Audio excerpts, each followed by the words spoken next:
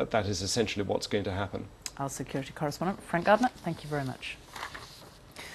The number of people out of work is now at its highest level for more than a decade. 1.86 million are without jobs. More than 1 million of them are now claiming job seekers allowance. And what's more worrying is that the number of new jobs available has dropped significantly. Our business correspondent John Moylan reports. With grim news every day on job losses, it's little surprise the official figures are soaring. There are now 1.86 million people unemployed. That's up 137,000 on the previous month. And behind the statistics, the human cost. Tony Connor and Mark Lissaman were both made redundant recently, casualties of the downturn in the construction and manufacturing sectors. Now both are struggling to find work.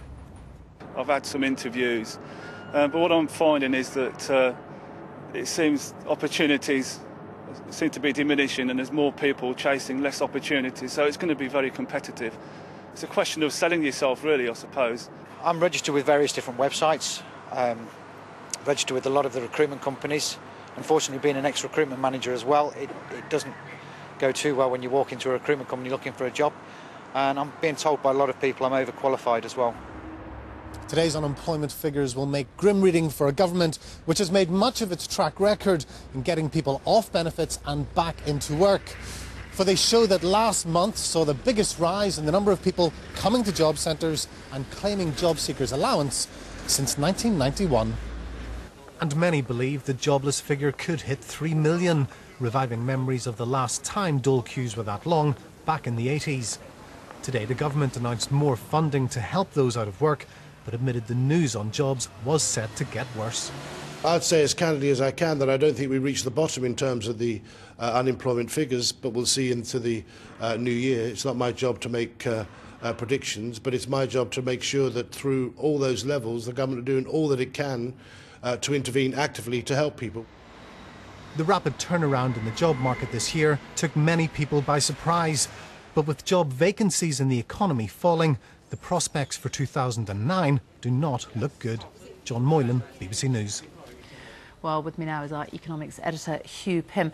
These unemployment figures actually just go up to October, don't they? And we already know a lot of people have lost their jobs since then, and things basically are going to get a lot worse.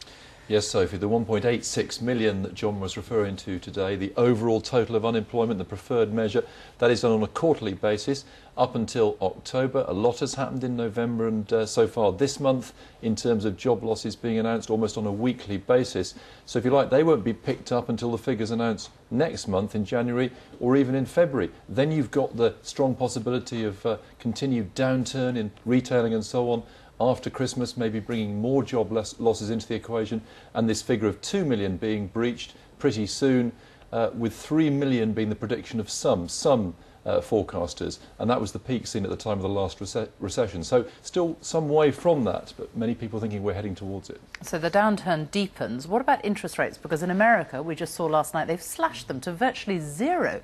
Could we see similar scenes here? Yes, historic times in the United States. This new target rate of 0 to 0.25 for the Federal Reserve. They've never had that before. They really are in new territory there. They can really go no further. They're having to consider other measures, which effectively amounts to boosting the money supply, pumping money out there into the economy to try to get people spending again.